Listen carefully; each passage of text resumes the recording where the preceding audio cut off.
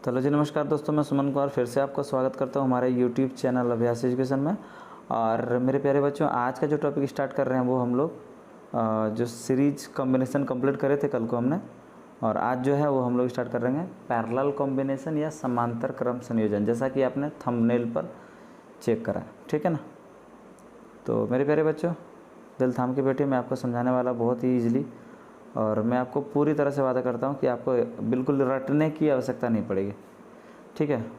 उससे पहले मैं छोटा सा डिस्कशन करना चाहूँगा आपके साथ श्रेणी क्रम संयोजन के बारे में। और हमने आपको कल की क्लास में बताया था कल की क्लास में कि श्रेणी क्रम संयोजन में जो कुल प्रतिरोध होता है वो कुल प्रतिरोध यानी कि R बराबर जो होता है वो R1 plus R2 plus R3 होता है, ठीक है। तो यदि आपने पार्ट 1 से पार्ट 4 तक की वीडियो नहीं देखी है तो यहाँ नीचे डिस्क्रिप्शन में सारा लिंक दी गई है, आप पहले वो वीडियो को ज़रूर देखिएगा, तब आपको पूरा टॉपिक बड़े ही मज़े से समझ में आएगा। तो चलिए, हमने कल श्रेणी क्रम संयोजन पढ़ा था, सीरीज कॉम्बिनेशन पढ़ा था, तो उसी के बेसिस एक न्यूमेरिकल को हम लोग बनाते हैं। तो 3 प्रतिरोध को श्रेणी क्रम में संयोजित किया जाता है, जिससे प्रत्येक प्रतिरोध का मान 2 ओम, 3 ओम, 5 ओम है। यदि इस संयोजन के लिए इस संयोजन के लिए समतुल्य प्रतिरोध ज्ञात करें, ठीक है। यहाँ तक हो गया। अब जो है क्वेश्चन को आगे लेके गया है और बोल रहा है कि यदि इस परिपथ में बैटरी जोड़ी गई है, तो यहाँ पर बैटरी थोड़ा सा मिस्टेक हो गया। यहाँ जो बैटरी है वो हमने 12 वोल्ट का संयोजित किया उसके लिए, ठीक है। परिपथ में प्रवाहित धारा भी ज्ञात करने के लिए बोला जा रहा। तो मेरे प्यारे बच्चों, आप थोड़ा सा ध्यान दीजिएगा, यहाँ पर जो बैटरी है वो कितना वोल्ट का है, 12 वोल्ट का। आप जब नोट्स को प्रिंट आउट करिएगा तो थोड़ा सा यहाँ पर करेक्शन कर लीजिएगा, यहाँ बैटरी की जगह पर 12 वोल्ट भी लगा दीजिएगा, ठीक है। तो परिपथ में कुल प्रतिरोध पूछ रहा था। सबसे पहले हम लोग जान गए कि R1 बराबर 2 है, R3 बराबर 3 है, R1 बराबर 2 है, R2 बराबर 3 है और R3 बराबर 5 है। तो फाइनली R बराबर क्या होता है, R1 plus R2 plus R3, क्योंकि श्रेणी क्रम संयोजन में हमें अभी जस्ट पढ़ा। तो 2 प्लस 3 प्लस 5 बराबर कितना हो गया, 10 ओम। तो यहाँ पे जो कुल प्रतिरोध है वो 10 ओम है, ठीक है। अगला इसमें बोला था कि यदि 12 वोल्ट का कोई बैटरी को इसमें संयोजित कर दिया जाए तो इस परिपथ में कुल धारा कितना होगा। तो V बराबर 12 वोल्ट, तो धारा पूछ रहा था, धारा मतलब I बराबर फॉर्मूला आता ओम के नियम से V बटे R। तो V का वैल्यू कितना था 12 और R का वैल्यू है 10, 12 बटे 10, 12/10 = 1.2 ampere. That's all. I hope आपको समझ में आ गया होगा। चलिए, और आपका ये जो थंबनेल आपने देखा, इसी क्वेश्चन का यहाँ पे आंसर हम लोग अब देने जा रहे हैं, ठीक है ना। तो चलिए स्टार्ट करते हैं फटाफट। तो सबसे पहले मैं आपको ये बता दूं कि समांतर क्रम संयोजन किसे कहते हैं, और फिर क्वेश्चन बोल रहा है इसके लिए समतुल्य प्रतिरोध भी स्थापित करना आपको। तो देखिए मेरे प्यारे बच्चों, समांतर क्रम संयोजन को हम और एक नाम से जानते हैं, जिसको पार्श्व क्रम संयोजन भी कहते हैं। चलिए नेक्स्ट जो पेज हम लोग उस पेज में जाके आपको क्लियर रूप से समझाते हैं, ठीक है। तो ये है आपका पेज नंबर 2, क्लियर। तो यहाँ पे देखिए समांतर क्रम संयोजन में क्या है,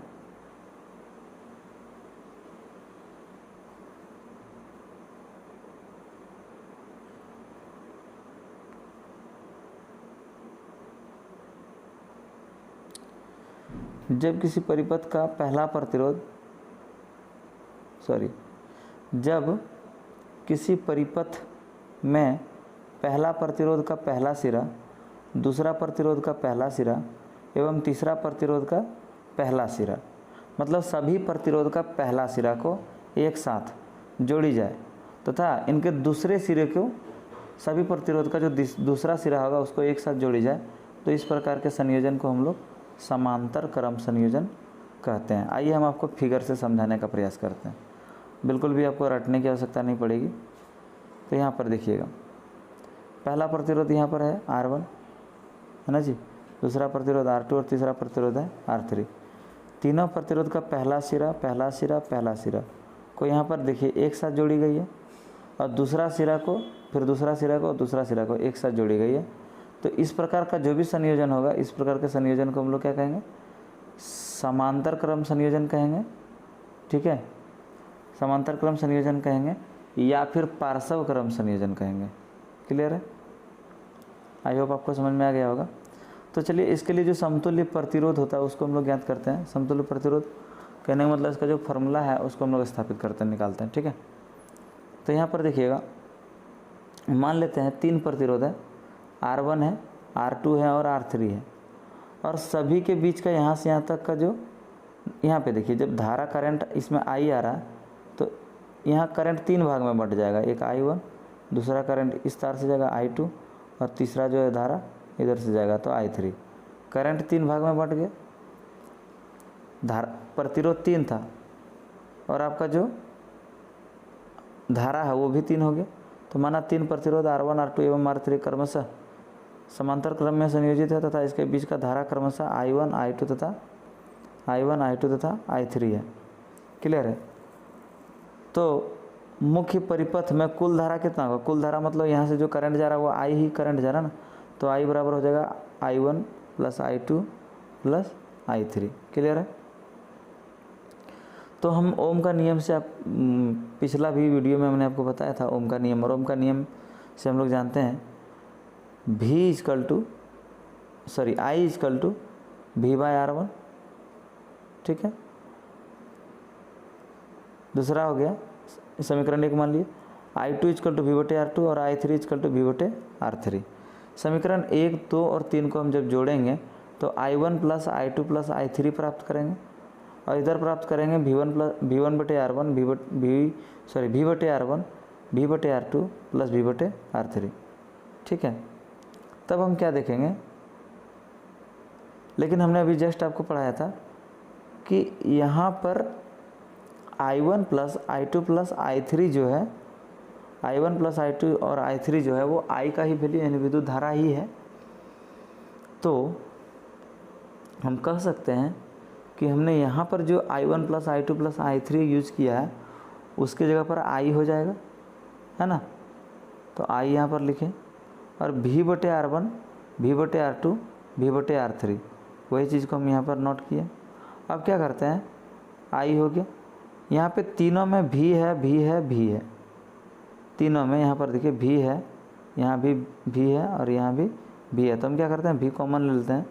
तो जब V कॉमन ले लेंगे तो हम लोग के पास क्या आएगा, I इक्वल टू बचेगा V होल इंटू 1 बटे R1 1 बटे R2 1 बटे R3। इसको हम लोग मान लिए इक्वेशन 4।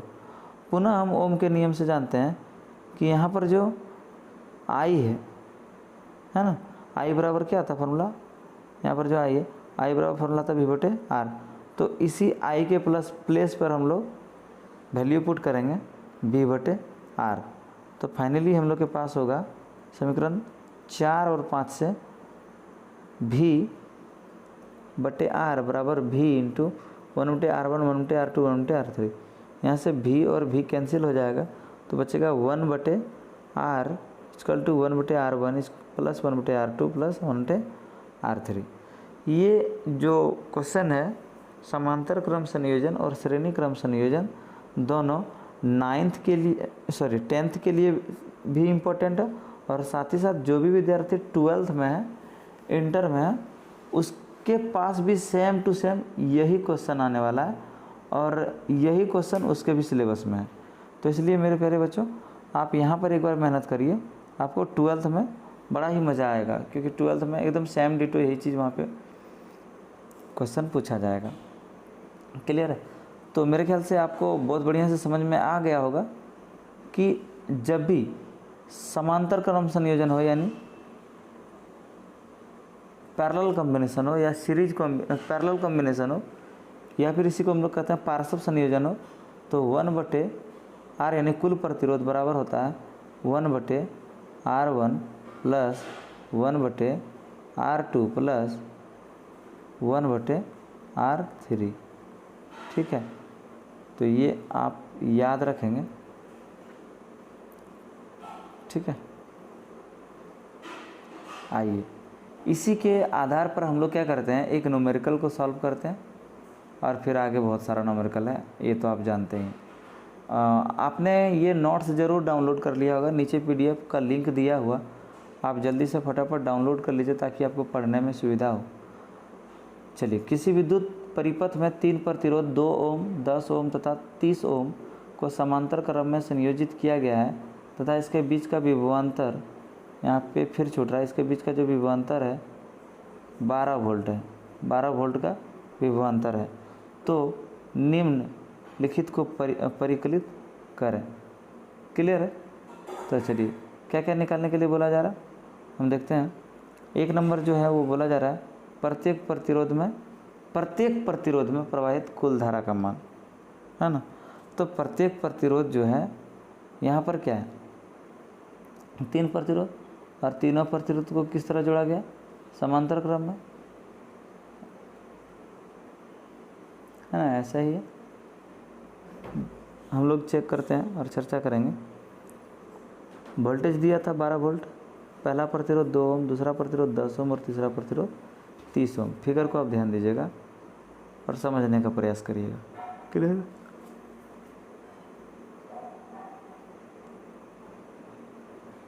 दस ओम और यहाँ पर जो दिया वो है 30 ओम। I1, I2 और I3 धारा प्रवाहित हुआ।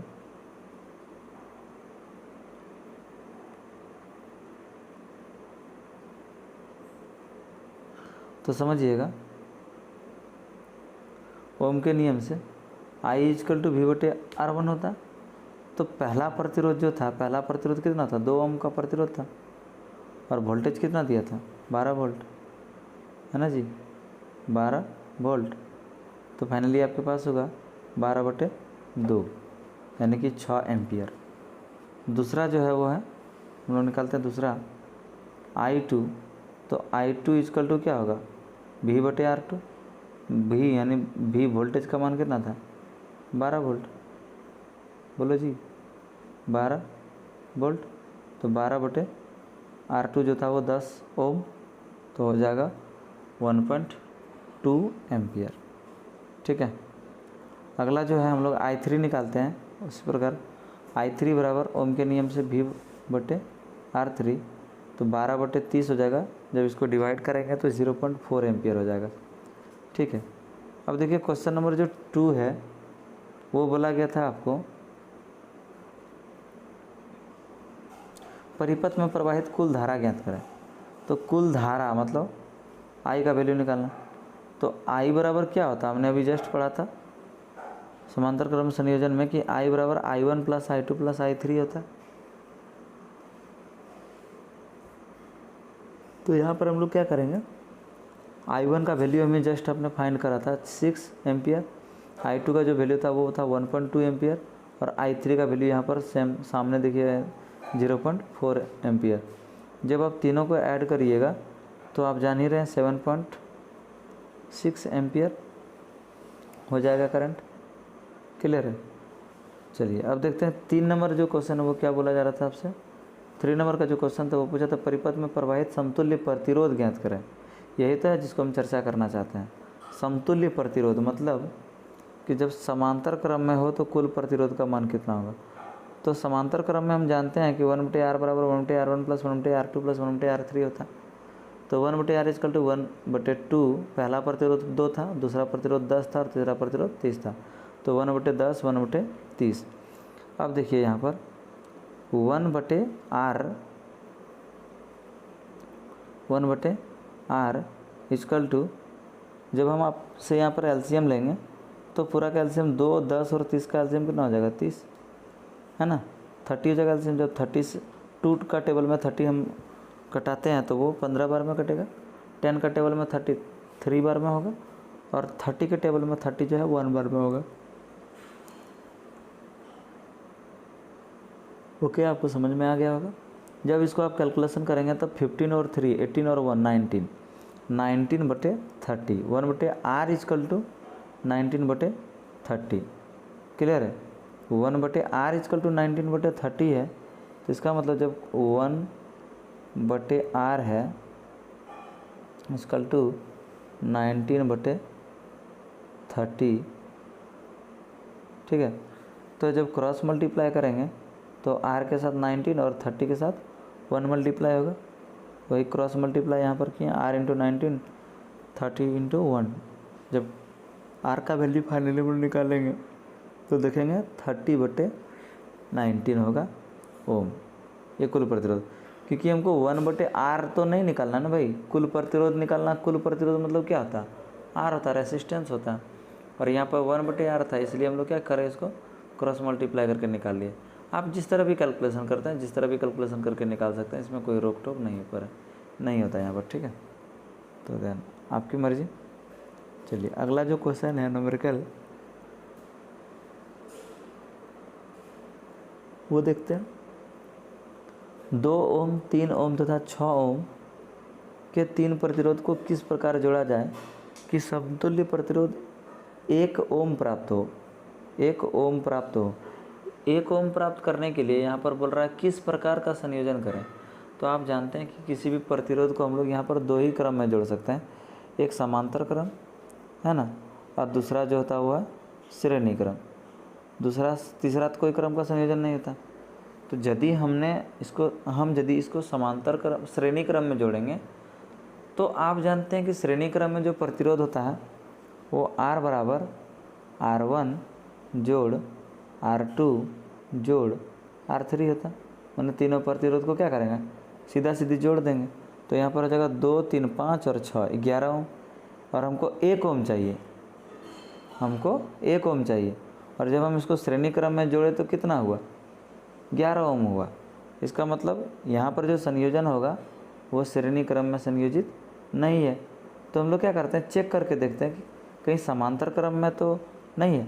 तो समांतर क्रम में जब इस परिपथ को हम लोग जोड़ेंगे, यानी इस तरह करके जब जोड़ेंगे तो हम क्या पाते हैं कि यहाँ पर जो प्रतिरोध का कुल मान था वो ऐसा होगा, 1/r बराबर 1/r1 plus 1/r2 plus 1/r3। 1/r बराबर R1 का वैल्यू था 2, R2 का वैल्यू था 3 और इसका वैल्यू था 6। जब आप यहाँ पर रखेंगे तब इसका फिर एलसीएम लेंगे, एलसीएम आपका कितना होगा, 6 आ जाएगा। 2, 3 और 6 का एलसीएम 6। 1 का टेबल में 6 कितने बार में, 2 का टेबल में 6 3 बार में, यहाँ 3 लिखा हमने। फिर 3 का टेबल में 6 कितना बार में, तो 2 बार में 2 लिखा हमने। फिर 6 का टेबल में 6 कितना बार में, 1 बार में 1 लिखा।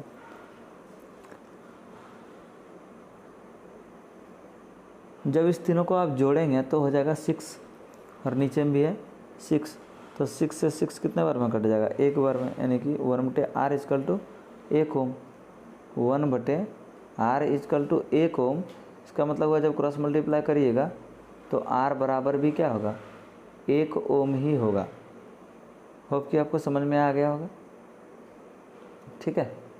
चलिए नेक्स्ट क्वेश्चन की ओर हम लोग चर्चा करते हैं। तो अगला क्वेश्चन है बहुत ही इंपॉर्टेंट और बहुत मज़ेदार क्वेश्चन, बहुत ही मज़ा आने वाला। आपको हमने जब श्रेणी क्रम और समांतर क्रम पढ़ाया था, या फिर जब विद्युत परिपथ पढ़ाया था, तो हमने आपको क्या बताया था कि यहाँ पर इस तरह करके यदि कोई A लिखा है तो वो एमीटर है, और इसी तरह करके यदि कहीं भी लिखा है तो इसका मतलब वो वोल्ट मीटर है। तो एमीटर क्या होता है और वोल्ट मीटर क्या होता है, इसी पर हम लोग क्या करने वाले हैं, आज अंतर करने वाले हैं, ठीक है। तो सबसे पहले एमीटर का पहला पॉइंट देखिए। एमीटर का काम क्या होता है, किसी विद्युत परिपथ में प्रवाहित धारा की प्रबलता को मापता है। और वोल्ट मीटर क्या करता है, किसी भी विद्युत परिपथ में प्रवाहित 2 बिंदुओं के बीच का विभवांतर मापता है।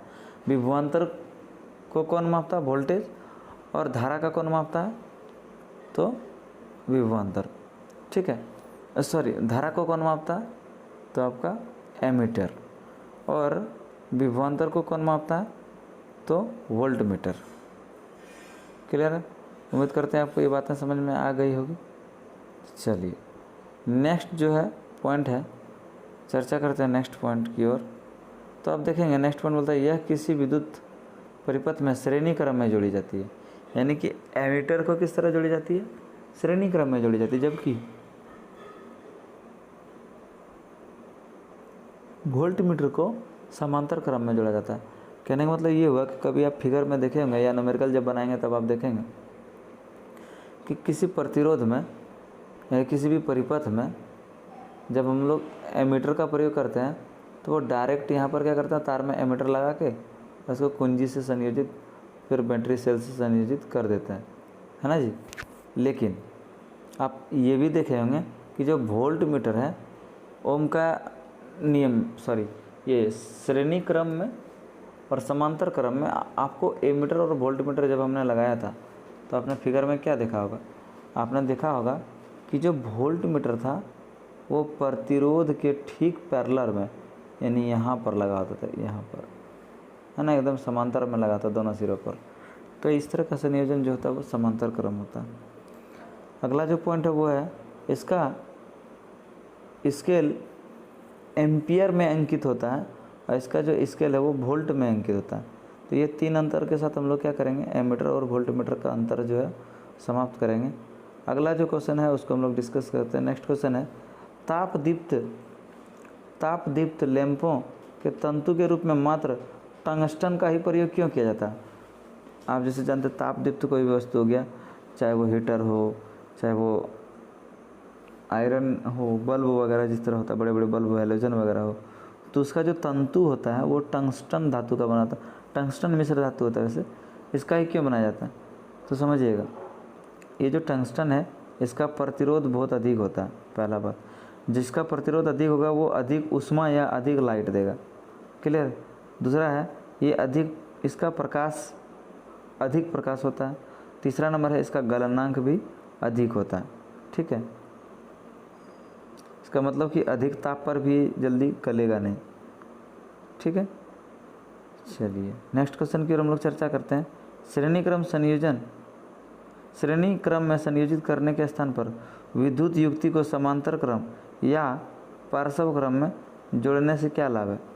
श्रेणी क्रम के अलावा यदि हम अपने घर में जो भी मेंस को यूज़ करते हैं, जो भी तरह के विद्युत युक्ति का यूज करते हैं, उसको हम लोग समांतर क्रम या पार्श्व क्रम में ही क्यों संयोजित करते हैं, इससे क्या फ़ायदा होता है। तो इससे जो फ़ायदा है उसको हम लोग चर्चा करते हैं। चलिए देखते हैं। इसका निम्नलिखित लाभ है। समांतर क्रम में संयोजित करने से यदि विद्युत उपकरण में से कोई एक उपकरण फ्यूज हो जाए या ख़राब हो जाए तो अन्य उपकरण कार्य करना बंद नहीं करता, क्योंकि समांतर क्रम में एक यदि खराब हो जाता है तो उसका सिर्फ धारा खत्म होता है। बाद में कि जितना भी घरों में मेंस यानी कि जितना भी तरह का युक्ति यूज हो रहा है, विद्युत युक्ति, वो सभी चलते रहता है, ठीक है। दूसरा ये फ़ायदा है कि प्रत्येक उपकरण अपनी आवश्यकता के अनुसार धारा ग्रहण करती है, जिसके फलस्वरूप वे अच्छे से कार्य कर पाता है, ठीक है ना। यानी कि यदि समांतर क्रम संयोजन में किसी भी विद्युत युक्ति को हम लोग लगाते हैं तो सही ढंग का जो है इलेक्ट्रिसिटी वो हम लोग को क्या करता देता है, ठीक है ना, जिसके कारण वो अच्छा से वर्क करता है, ठीक है। नेक्स्ट क्वेश्चन है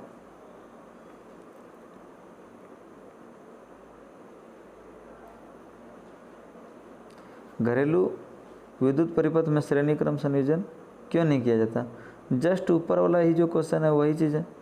घरेलू परिपथ में, घरेलू विद्युत परिपथ जो भी यानी घर में जितना भी हम लोग इलेक्ट्रिसिटी का तार लगाते हैं, बल्ब लगाते हैं, कोई भी चीज़ लगाते हैं, उसको हम लोग श्रेणी क्रम में संयोजन नहीं करते हैं। क्यों नहीं करते हैं, इसको हमेशा समांतर क्रम में क्यों संयोजित किया जाता है।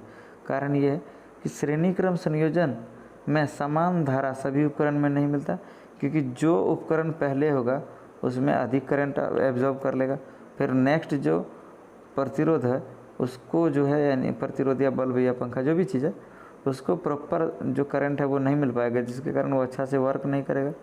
श्रेणी क्रम में अधिक उपकरण लगाने पर धीरे धीरे धारा का मान घट जाएगा तथा कुल प्रतिरोध का मान बढ़ जाएगा। ऐसी स्थिति में प्रत्येक उपकरण के सिरों के बीच का विभवांतर अलग अलग हो जाएगा, भिन्न भिन्न हो जाएगा। इसलिए घरेलू विद्युत परिपथ में हम लोग कभी भी श्रेणी क्रम संयोजन का उपयोग नहीं करते हैं। तो सर आप पूछेंगे ना कि कौन सा क्रम का यूज करते हैं सर, तो जो घरेलू परिपथ है उसमें हम लोग समांतर क्रम का यूज करते हैं। समांतर क्रम में इसलिए यूज क्या क्या फ़ायदे होते हैं, ये फ़ायदे को हमने अभी आपको जस्ट ये वाले क्वेश्चन में बताया, ठीक है ना, यहाँ पर। चलिए नेक्स्ट क्वेश्चन जो है वो हम लोग न्यूमेरिकल को थोड़ा सा डिस्कस करते हैं, बढ़िया से समझने का प्रयास करते हैं। चलिए आइए, क्वेश्चन बोल रहा है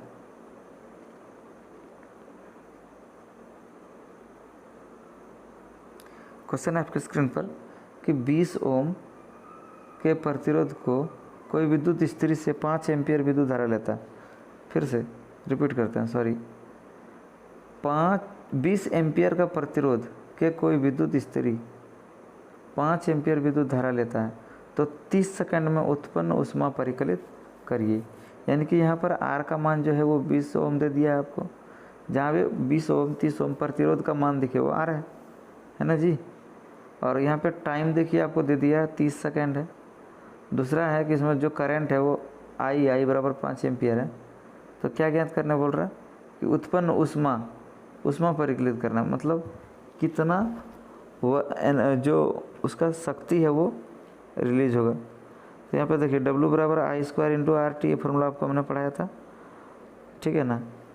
तो यहाँ पर क्या है आई स्क्वायर आर टी, आई की जगह पर 5 का स्क्वायर, आर की जगह पर 20 इंटू टी की जगह पर टाइम जो है वो 30 है। जब इसको आप मल्टीप्लाई करेंगे तो 1500 जूल होगा, 1500 जूल, सॉरी 1500 नहीं 15,000 जूल होगा। जब 15,000 जूल को हम लोग किलो जूल में चेंज करेंगे तो ये 1000 से डिवाइड हो जाएगा और यहाँ पर जो है 15,000 बटे 1000 हो जाएगा। जब आप इसको कटाएंगे तो 15,000 जूल जो है वो अब क्या हो गया 15 किलो जूल हो गया। क्लियर है? तो आपको ये भी न्यूमेरिकल समझ में आ गया होगा। चलिए जो नेक्स्ट न्यूमेरिकल है, नेक्स्ट क्वेश्चन को हम लोग देखते हैं। नेक्स्ट क्वेश्चन बोल रहा है कि 50 ओम का एक विद्युत हीटर विद्युत परिपथ से 10 एम्पियर विद्युत धारा लेता है तो 2 मिनट में उत्पन्न ऊष्मा ज्ञात करें। यानी 2 मिनट टाइम दे रखा है। सेम टू सेम वही क्वेश्चन का एक नेक्स्ट टाइप है, उसको हम लोग ध्यान से देखते हैं। आर बराबर जो दिया था वो 50 ओम दे दिया है ना जी, और करंट जो है वो 10 एम्पियर दे दिया, टाइम भी दे दिया है 2 मिनट लगता है। 2 मिनट का मतलब यहाँ हम लोग विद्युत परिपथ में या विद्युत धारा में जितना भी टाइम लेंगे हम लोग सेकेंड में ही यूज करेंगे। तो टी बराबर हो गया 2 गुना 60 सेकेंड, इसका मतलब 120 सेकेंड हो जाएगा 120। तो बोला कितना ऊष्मा उत्पन्न करता है। डब्ल्यू बराबर क्या होता है I square R into T, I square into R into T.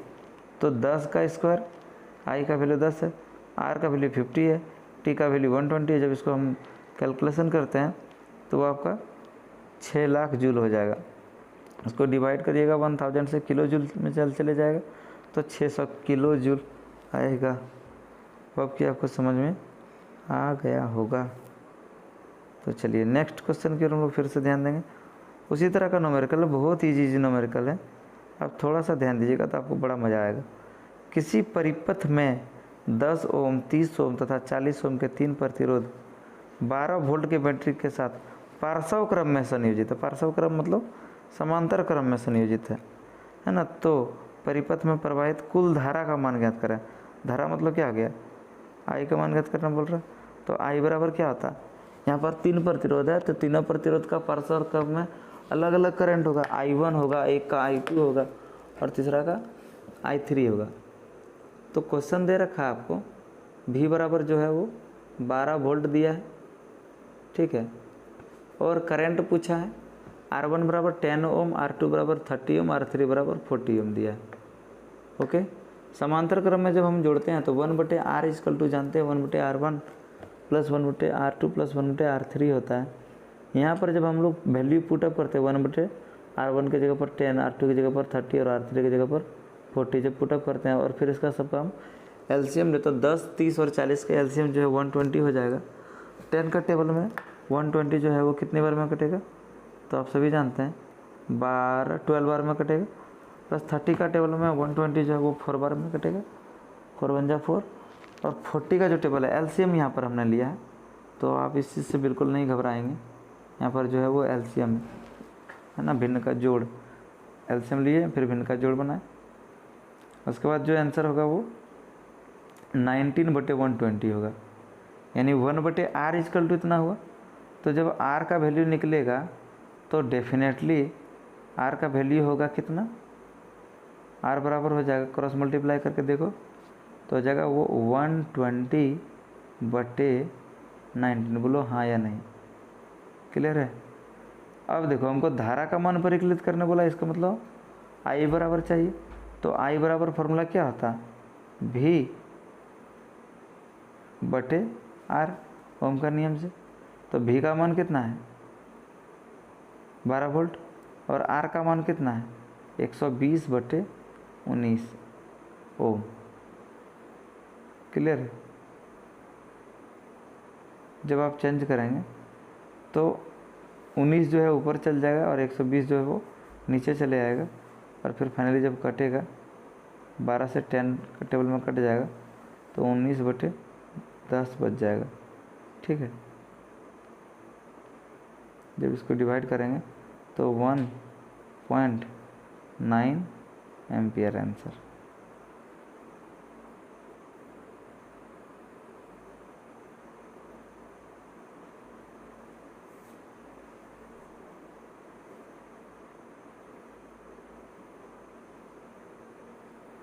उसी तरह यहाँ भी आपको न्यूमेरिकल दिया है। 400 वाट शक्ति का कोई विद्युत रेफ्रिजरेटर यानी फ्रिज 4 घंटा प्रतिदिन चलाया जाता है। तो एक दिन में 4 घंटा चलाया जा रहा है और प्रतिदिन चल रहा, 3 रुपया की दर से, है ना, 3 रुपया की दर से 30 दिन तक चलने के लिए ऊर्जा का मूल्य कितना होगा, यानी पैसा पूछ रहा है कि 30 दिन तक यदि 4-4 घंटे हम लोग फ्रिज को चलाएंगे तो कितना पैसा खर्चा होगा। तो आप यहाँ ध्यान दीजिएगा, P बराबर 400 वाट, टाइम बराबर 30 दिन का जो है 4 घंटा करके दिया, 4 घंटा या 8 घंटा दिया, सॉरी 8 घंटा करके दिया, है ना जी। तो 30 दिन गुना 8 घंटा हो जाएगा, और इस यहाँ पे थोड़ा सा मिस्टेक हो गया, गुना 8 घंटा हो जाएगा, और इस घंटा को हम लोग क्या करते हैं टाइम को सेकंड में चेंज करेंगे, है ना। तो 30 गुना 8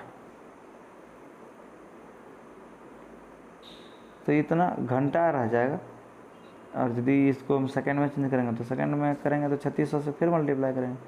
लेकिन हमको दाम पूछ रहा कि कितना 400 वाट शक्ति के यूज करेंगे तो कितना हमारा टोटल पैसा लगेगा। तो आप देखिए जब 30 दिन में कुल ऊर्जा पूछेगा तो हम करेंगे ना कि 30 दिन गुना 8 घंटा रोज और गुना 400, क्योंकि ऊर्जा यानी W बराबर फार्मूला होता आपसे जो है पूछा जा रहा ऊर्जा, तो P बराबर फार्मूला होता है W × T। ठीक है। तो आप ध्यान से न्यूमेरिकल को बनाएंगे, जब आप कैलकुलेशन करेंगे तो आपके पास 96 किलोवाट घंटा आएगा। अब देखिए, चूँकि हम 1 किलोवाट घंटा का जो दाम है 1 kWh का जो दाम है वो 3 रुपया है, तो 96 kWh का दाम कितना होगा, तो 3 × 96 × 288 रुपीज़। क्लियर है, आपको समझ में आया होगा।